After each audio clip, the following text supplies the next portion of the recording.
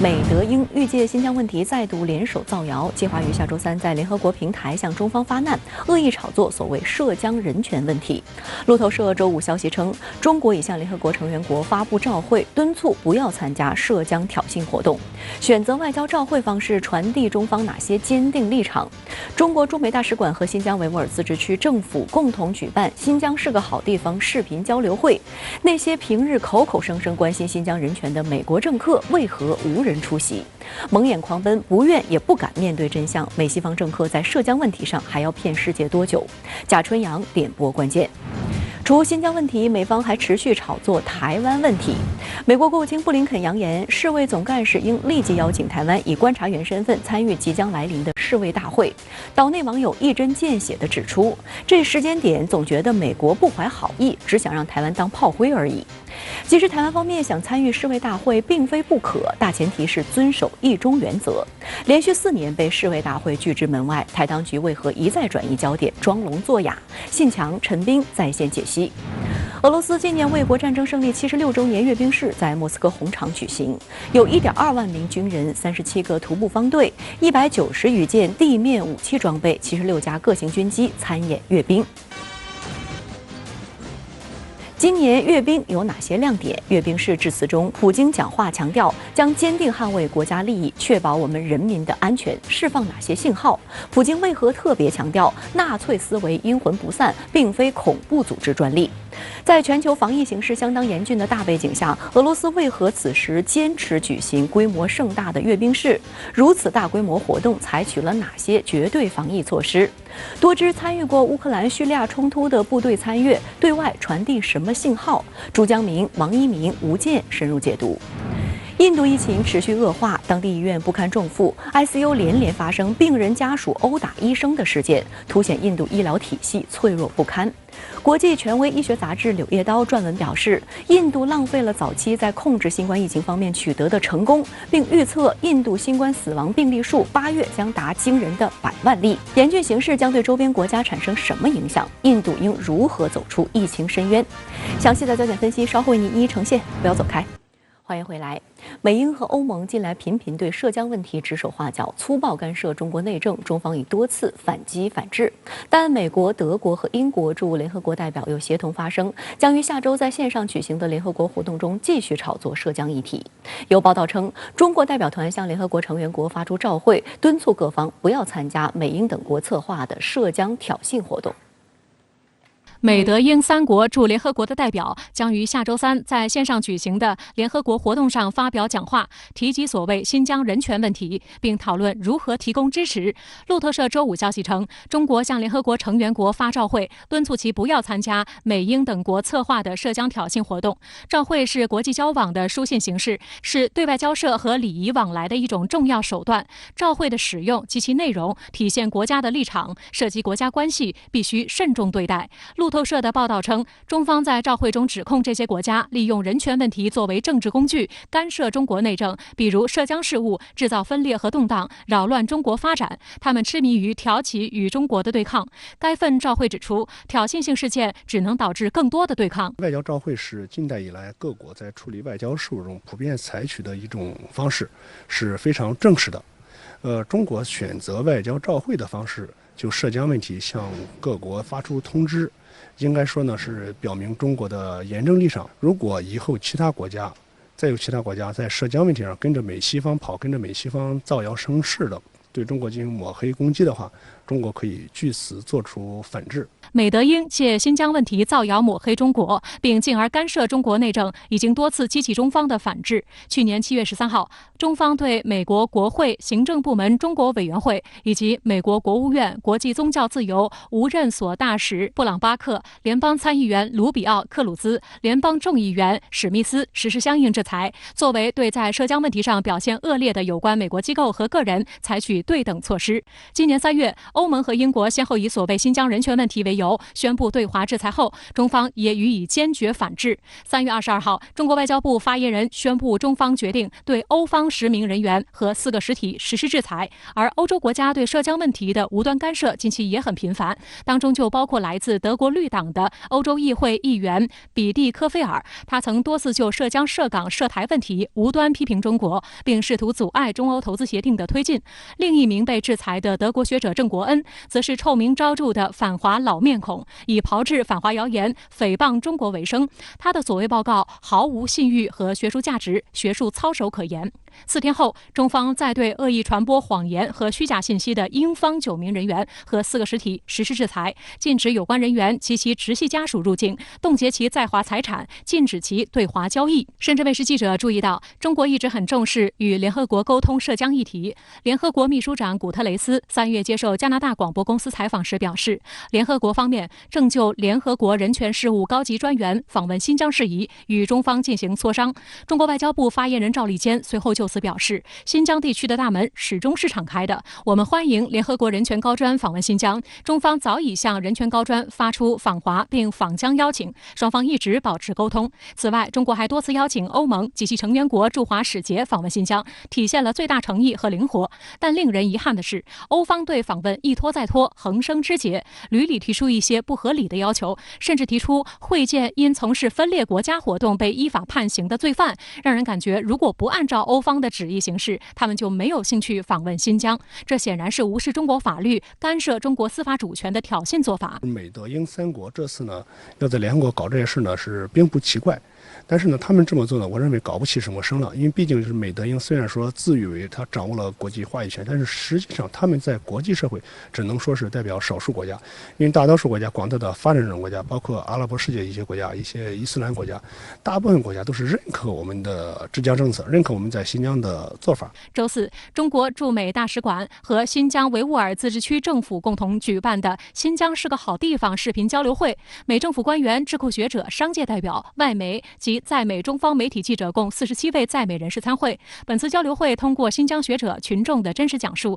向参会嘉宾展示新疆稳定发展成就，批驳美国等西方反华势力的谬论。值得注意的是，在这次会议举办前，中方本来广泛邀请了美国会议员和助手参加，然而那些平日口口声声关心新疆人权的美国政客却几乎无人出席。央视国际锐评的分析称，他们为什么心口不一？原因很简单，因为他们心里清楚，自己与反华智库勾连炮制的那些涉疆谎言，以及邀请充当反华背景板的群众演员的鼓噪，在中方展示的事实面前不堪一击，不敢面对真相。美国政客干脆玩起了自欺欺人的把戏。新疆维吾尔自治区主席雪克莱提扎克尔在会上表示，美西方反华势力给新疆扣上的帽子，事实上都是他们自己犯过的罪、做过的恶，历史和现实都已记录下了一条条罪状。雪克莱提扎克尔指出，美国才是实施种族灭绝、犯下反人类罪、实施强迫劳动、设立集中营及压迫穆斯林的国家。比如说，美国对印第安人进行了多年的屠杀，然后现在呢，美国的主体民族仍然对少数族裔，包括比如说黑人，然后拉美裔，然后比如说这个土著，然后进行各种这种种族歧视，就他们想当然的、自然而然的就认为中国政府也会这么做。当然，有可能他们是了解中国政府没有这么做，但是他们是故意刻意给我们中国扣上一种这种所谓的，比如说种族灭绝，比如说强迫劳动这种帽子，故意的来抹黑我们。新疆大学法学院副院长艾尔肯·沙木沙克也在会上揭露了美西方所谓新疆实施种族灭绝毫无法律依据。必须指出，认定种族灭绝罪有非常严格的法律、证据和程序标准，绝不是某些国家、某些组织、某些人的主观意向和信口开河的。美国的一些无良政客为学者罔顾事实和国际法，蓄意扣上种族灭绝的帽子的行为，对于国际法的严重的颠覆和挑衅。是对新疆的各族群众的侮辱。实际上，美西方也有具有良知的学者对美国涉疆荒谬指责进行批评。近日，联合国前高级人权专家、古巴裔美国人扎亚斯和普林斯顿大学国际法名誉教授法尔克联合发表题为《对终极犯罪种族灭绝的反思》的文章称，美对新疆种族灭绝指控毫无依据，是意识形态驱动下最不负责、最恶劣的例子，是鲁莽的地缘政治行动。美国突然关注新疆维吾尔族人的命运，并非出于同情心或保护人权，而是由最功利的地缘政治动机所驱使。文章表示，如果种族屠杀概念提出者拉斐尔·莱姆金得知种族灭绝罪名被用来残酷地宣扬中国恐惧症，他在九泉之下将不得安息。除了新疆问题，美方还持续炒作台湾问题。美国国务卿布林肯日前呼吁世界卫生组织总干事立即邀请台湾以观察员身份参与即将来临的世界卫生大会。事实上，邀请观察员与会需经世卫组织194个会员国过半数同意，所以如无意外，台湾今年仍难与会。岛内网友也一针见血地指出，这时间点总觉得美国不怀好意，只想让台湾当炮灰而已，要小心了。布林肯周五在美国国务院官网发布题为《恢复台湾在世界卫生大会适当地位》的声明中说，从5月24号开始，世界将以虚拟方式为世界卫生大会齐聚一堂，探讨影响全世界所有人的议题。布林肯声称，如果台湾被排除在世界卫生大会之外，将不利于我们控制流行病和预防未来卫生危机的国际集体努力。台当局在美联络机构随后转发布林肯的声明，并感谢称，台湾人民对这个支持铭记在心。岛内绿媒也激动不已，称美国此举是力挺台湾。不过，岛内网友则更加清醒，认为美国是为了对抗大陆才挺台。美国人在那儿自说自爽，又不会真的帮我们什么，只会拼命卖更多军备、美猪、美牛给我们。其实，台湾方面想要参与世界卫生大会并非不可，前提是遵守一个中国原则。自2009年以来，台湾通过两岸有关安排，连续8年受邀以中华台北名义观察员身份参加世界卫生大会，但民进党当局上台后拒不承认9·2共识，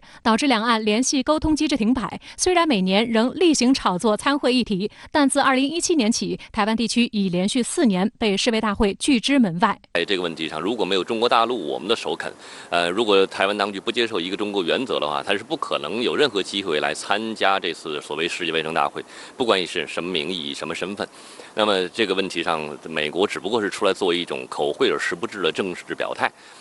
来换取台湾方面要做出一些实际的一些所谓的利益输送。事实上，美国一直在背后搞小动作。此前，7国集团外长会议就发表了联合声明，首次提到支持台湾有意义地参加世界卫生大会，并强调台湾海峡和平稳定的重要性。今年的世卫大会将在本月24号召开。由于邀请观察员与会需经世卫组织194个会员国过半数同意，如无意外，台湾今年仍难与会。至于美方所谓如果台湾被排除在世界卫生大会之外，将不利于控制流行病和预防未来卫生危机的说法，中方也多次表示，在符合一个中国原则前提下，中国中央政府对台湾地区参与全球卫生事务做出了妥善安排，确保无论是岛内还是国际上发生公共卫生事件，台湾地区都可以及时有效应对，台湾地区不存在所谓国际防疫缺口问题。值得注意的是，美国国务卿布林肯在日前出席伦敦7国集团外长会前后，曾在接受多家外媒采访时强调，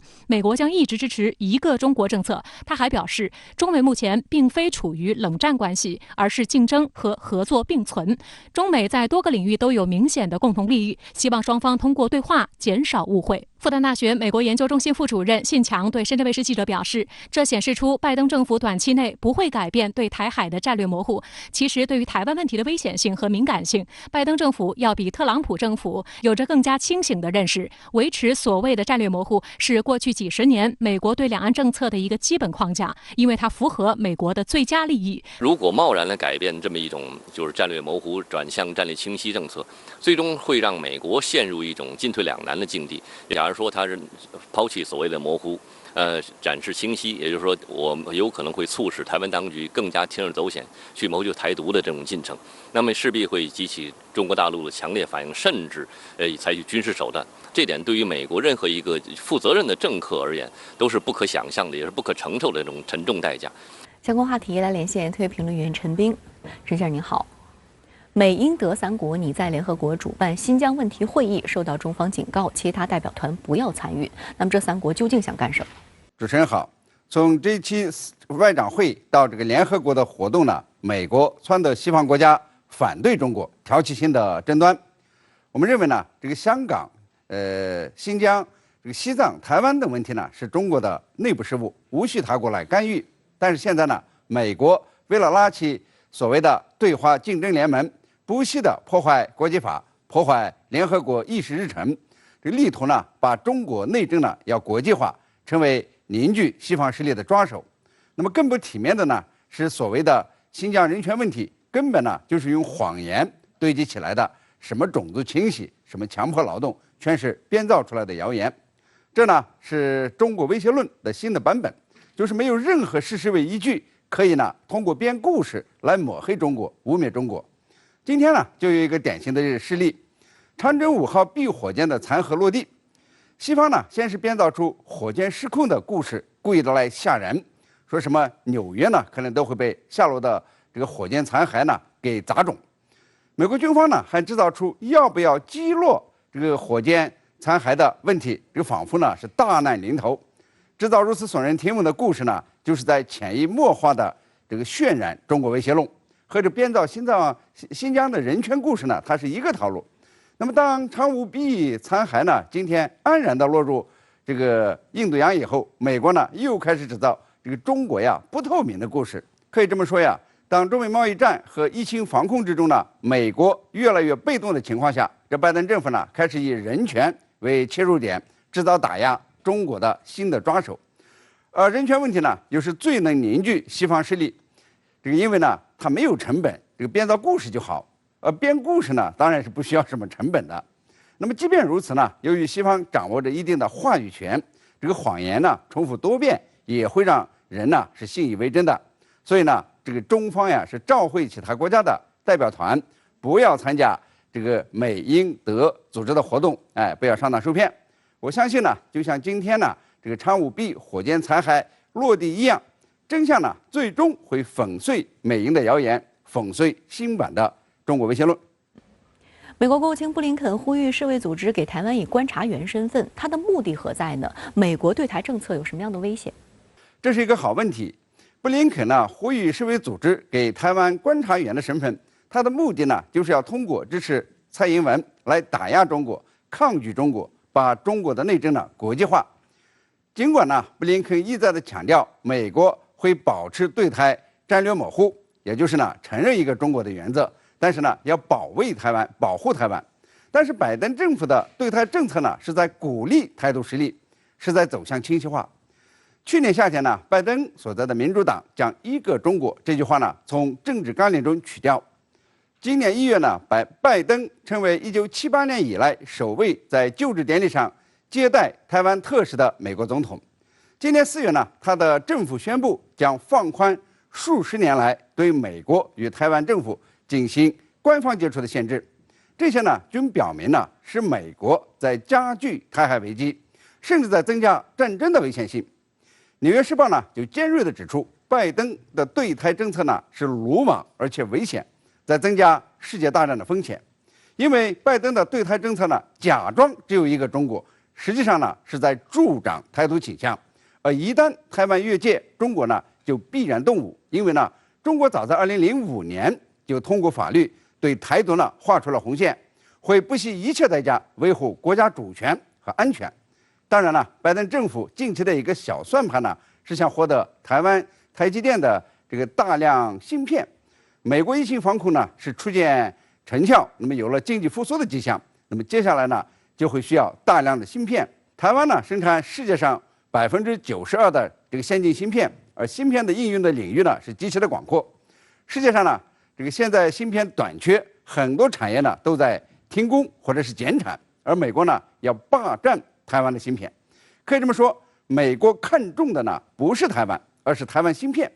而蔡英文呢还傻乎乎的感谢布林肯，还说什么美国的牵挂他会铭记在心。殊不知呢，他正在充当中美冲突的导火线。中美关系呢是不一定引爆的，而导火线呢是一定会首先呢迟迟发作，化为灰烬的。好的，也谢谢陈先生跟我们共同在线分享您的观点，谢谢。俄罗斯纪念卫国战争胜利76周年阅兵式在莫斯科红场举行，有1.2万名军人、37个徒步方队、190余件地面武器装备、76架各型军机参演阅兵。今年阅兵有哪些亮点？阅兵式致辞中，普京讲话强调将坚定捍卫国家利益，确保我们人民的安全，释放哪些信号？普京为何特别强调纳粹思维阴魂不散，并非恐怖组织专利？多支参与过乌克兰叙利亚冲突的部队参阅，对外传递什么信号？朱江明、王一鸣、吴健深入解读。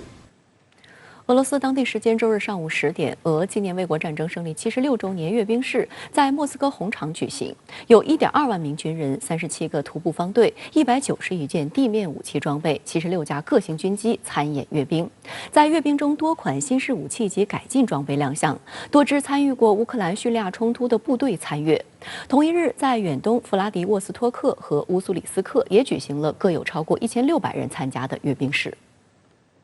按照阅兵流程，首先由俄罗斯国防部长绍伊古大将检阅部队，之后是俄罗斯总统普京发言。普京表示，卫国战争的胜利对全世界的命运具有巨大的历史意义。对于俄罗斯，对于我们的人民来说，过去、现在和将来都值得铭记。С днем Великой Победы! Ура!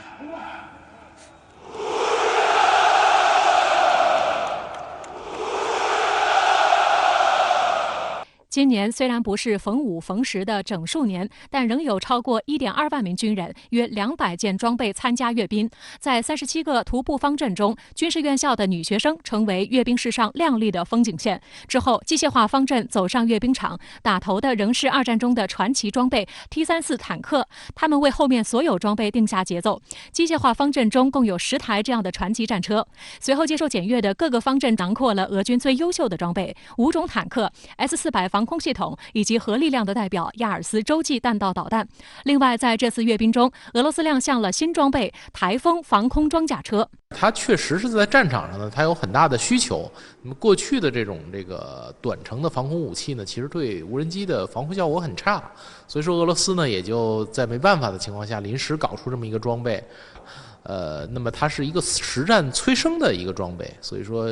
也还是有它的看点的。为纪念卫国战争76周年，今年共有76架飞机和直升机参加空中阅兵。不同于往年的是，今年的红场空中阅兵由3架世界上现役最大的重型直升机米26拉开帷幕。据俄罗斯媒体介绍，飞机需要飞行40分钟才能到达阅兵广场。米26重型直升机体型非常大，可以装下一整台卡马斯军用车或80名携带弹药的士兵。作为阅兵式的收尾，6架苏25攻击机喷出白、蓝、红3色象征俄联邦国旗的尾烟飞越红场。值得注意的是，此次阅兵中，俄罗斯还新添加了多支参与过乌克兰、叙利亚冲突，甚至让美军吃亏的部队。红场阅兵中的 T-90M 坦克、BMP-2M 步兵战车等就被证实出现在一度紧张的俄乌边境上，而 T-72B3M 坦克和龙卷风 S 远程火箭炮这些武器也已在2019年投入叙利亚战场。同样参阅的俄陆军近卫新罗西斯克第112旅使用伊斯坎德尔战役战术导弹，被称为指向乌克兰的达摩克利斯之箭。这个部署于乌克兰附近的导弹旅，在过去3个月进行过多轮齐射，模拟清除敌前沿部署的侦察预警和战略反导系统，具有掩护战略导弹成功突防的潜力。伊斯坎德尔战役战术导弹射程500公里，命中精度10米，所携带的9E156型散式温压弹头可以一次性毁伤直径200米范围的地表及地下掩体内的有生目标。乌克兰前国防部长瓦列里·格列杰伊曾描述，在伊斯坎德尔面前，我们的防御简直像小孩的玩具枪。同一日，俄罗斯太平洋舰队逾1200名军人参加了弗拉迪沃斯托克的阅兵，包括了太平洋舰队总部各营队和连队、滨海区舰队诸兵种合成兵团、海军航空兵及舰队岸防部队官兵。另据俄东部军区新闻处消息，该军区1600多名军事人员参加了在乌苏里斯克举行的阅兵。这个俄罗斯的这个红场阅兵呢，其实它就是讲究几点。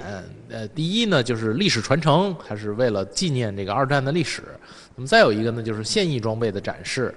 那么这些呢，因为它已经是在实战之中使用了。另外一个呢，就是它有一些这个新的看点，就是说展示这个过去1年的军事成就。那么你就可以看到古董也有，这个现在用的也有，这个新玩意儿也有啊，这个老中青3代共聚一堂。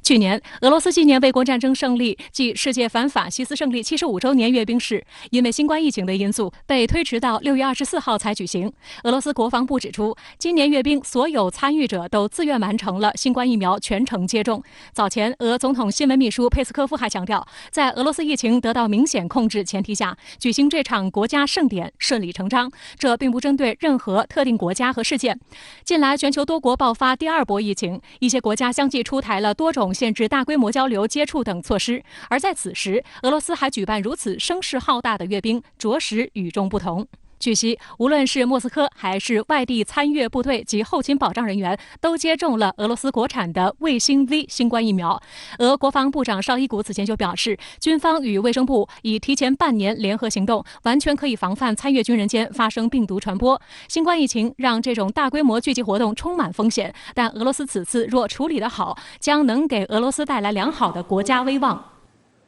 今年是卫国战争胜利76周年，并非是逢5逢10大年，况且依然是疫情期间，防疫形势相当严峻的背景下，俄罗斯为何依然要举行规模盛大的阅兵式？是否与其当前的周边环境以及地缘政治处境相关？普京在今年的阅兵式上的讲话又释放了哪些信号？来看看报道。在阅兵式致辞中，普京的讲话意涵深远。他除了提到今年是卫国战争胜利76周年，还是卫国战争开始80周年。22 июня 1941 года – одна из самых трагических дат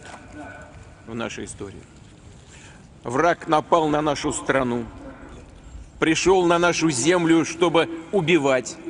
сеять смерть и боль, ужас и несметные страдания. 普京强调，是苏联人民捍卫了祖国，是欧洲国家摆脱了法西斯，对纳粹主义做出了历史性判决。历史需要得出结论和学习经验，但是不幸的是，纳粹式的许多意识形态活跃在那些痴迷于排他性妄想理论的人们脑中，他们试图再次使用这种方式。这一思维不仅存在于激进分子和恐怖主义当中，今天我们看到了一些所谓正义及其追随者的聚集，试图重写历史，为叛徒和罪犯辩护，他们手中有数十万和平人民的鲜血。Россия последовательно отстаивает международное право, при этом мы будем твердо защищать наши национальные интересы, обеспечивать безопасность нашего народа. Надежные гарантии тому доблестные вооруженные силы России, наследники солдат Победы. И, конечно, наша совместная работа ради развития страны, ради благополучия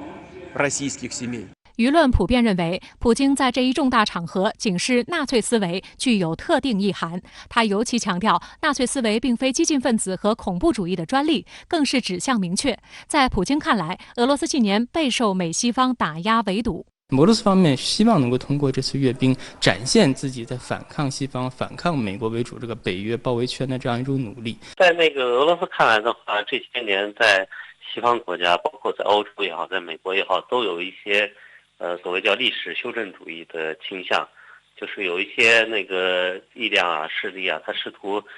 抹杀俄罗斯在这个，也就是当时的苏联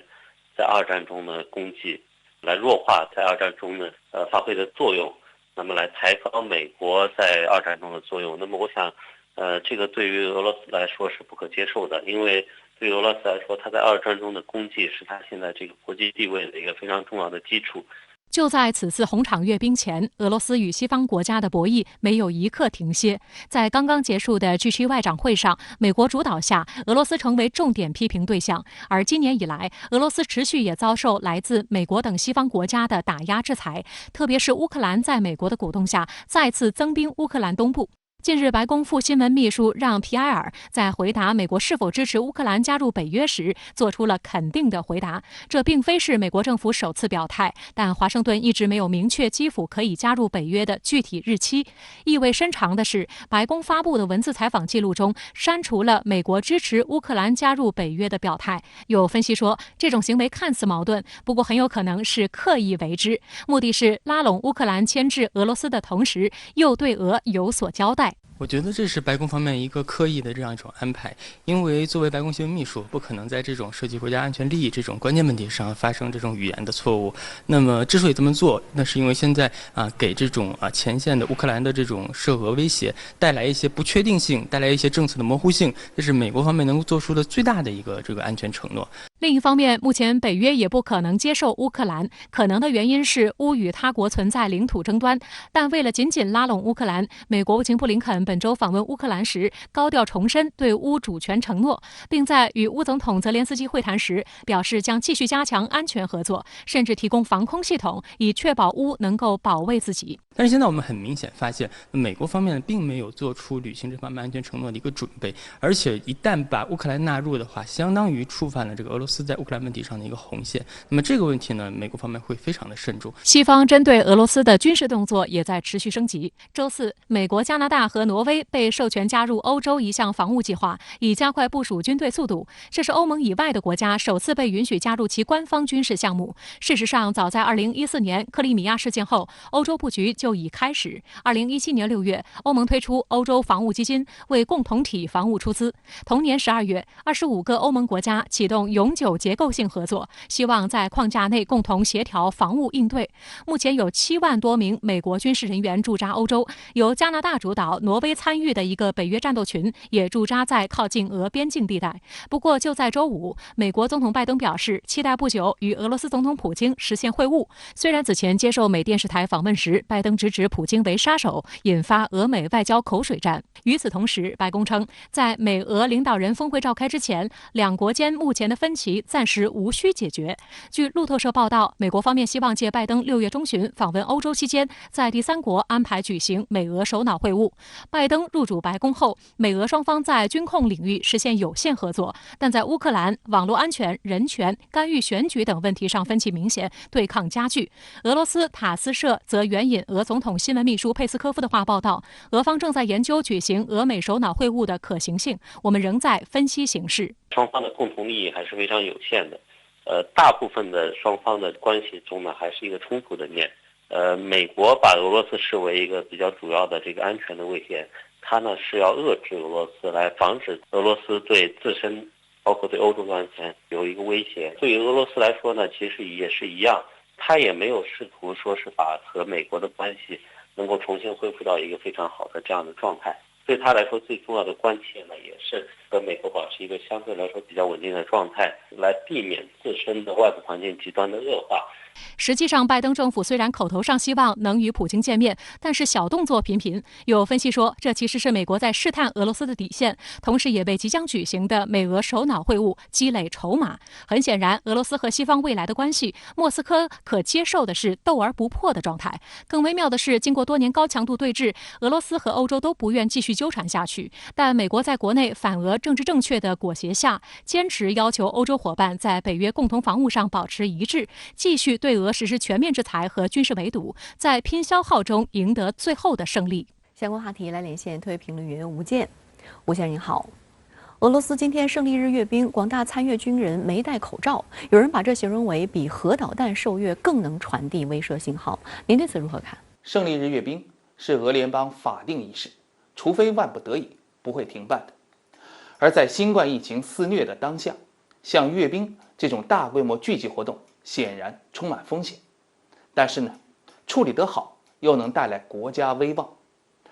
早在今年2月，俄防长绍伊古就自信地说，俄军完全有能力防范参阅军人间发生病毒传播。其实呢，他说这番话是有底气的。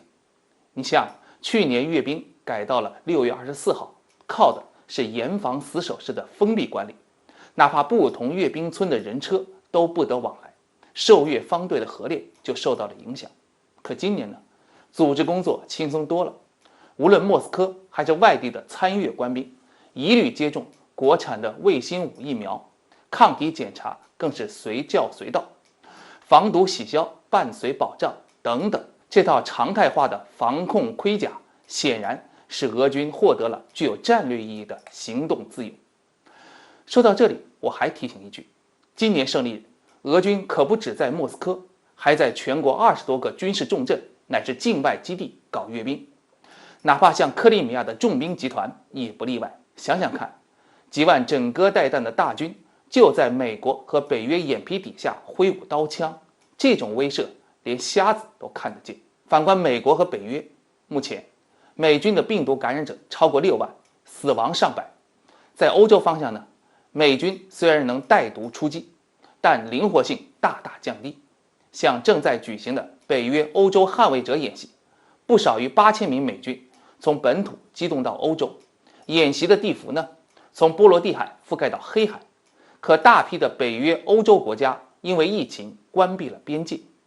自身充斥大量无症状感染者的美军成了洪水猛兽。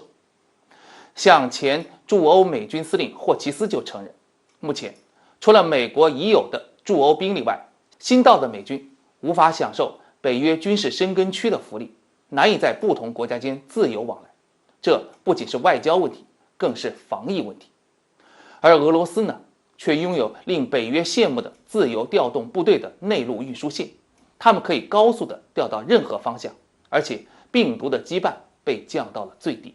持续关注胜利日阅兵的朋友觉得这几年的俄阅兵装备都似曾相识，新鲜度在下降，您是如何看呢？其实18年以后，俄军受阅装备里就没什么新家伙了，但不等于没有亮点。俄学者说过，18年以前搬到红场上的新装备大多是试装的非成熟品，数量也不多，又没有实战检验。可如今呢，俄军的现代化装备占比达到了70%，体现在红场阅兵，批量生产和列装的型号占了绝大多数。这就意味着俄军整体面貌有了大幅跃升。像这次，俄官宣是说有35件最新装备亮相，但基本都是之前出现过的，只不过有细节变化。比方说，机械化方队里出现的特90摩坦克，它目前临时代替了大名鼎鼎的特14，成为俄战斗力最强的坦克第一集团军的主力。要知道，特14是当今唯一的第4代坦克。然而呢，俄罗斯有限的经济难以让昂贵的特14普及部队，但可以把它的先进技术移植到成熟的特90坦克系列上。像特90摩采用了特14的滑膛炮和火控系统，探测距离超过5000，这是西方坦克不可思议的。特90摩还采用了新式的隐身涂层，这些花费全加起来才是特14坦克的30%。类似的旧瓶装新酒比比皆是，号称这次首次参阅的龙卷风斯火箭炮已经部署到叙利亚，可它的外观和老式的龙卷风没什么区别。实际上，新龙卷风就沿用老式的发射车和炮架，但换装了信息化的指挥系统，还能跟无人机联网。这意味着使用者在不增加火炮数量的情况下，能够扩大火力突击的范围，而且能够同时打击8个目标，这才叫少花钱多办事。普京在阅兵式讲话中警示纳粹思维阴魂不散，他特别警示纳粹思维并非激进分子和恐怖主义的专利，这是说给西方听的吗？俄罗斯同西方的关系将如何发展？早在上个月的21号，普京发表国情咨文时就否认本国同西方关系恶化是因为自身军力强大造成的。他说，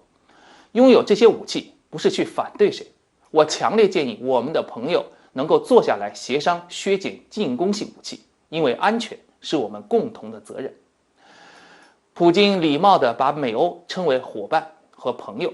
但警告这帮伙伴和朋友不要逼俄罗斯越过红线。至于什么是红线，则由俄罗斯自行判断，而且具体案例上红线是不一样的。事实上，俄罗斯人自己最清楚，本国的总体实力跟美国乃至北约军事集团不具有可比性，俄罗斯注定成不了 2.0 版的苏联，避免与西方在乌克兰等热点爆发冲突才是理智的选择。就当前的形势看，俄罗斯和西方未来的关系斗而不破是常态，而且相比美国，俄罗斯更希望同欧洲率先打破僵局，进行有限合作。可美国呢，认定所谓的俄罗斯正处于虚弱状态，坚持要求欧洲在北约共同防务上保持一致，继续对俄全面制裁，在拼消耗中赢得最后胜利。更重要的是，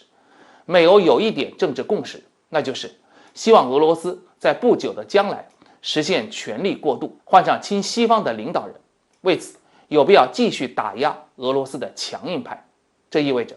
今后的岁月，西方和俄罗斯的博弈还将有好戏上演。好的，也谢谢吴先生跟我们共同在线分享您的观点，谢谢。日本导演竹内亮通过拍摄抗疫题材的纪录片火遍中日两国，两度得到中国外交部发言人的点赞。作为一个日本人，他眼中的中国是什么样的？周日，竹内亮来到深圳宣传他的新书《我住在这里的 N 个理由》，并且接受了深圳卫视记者的专访。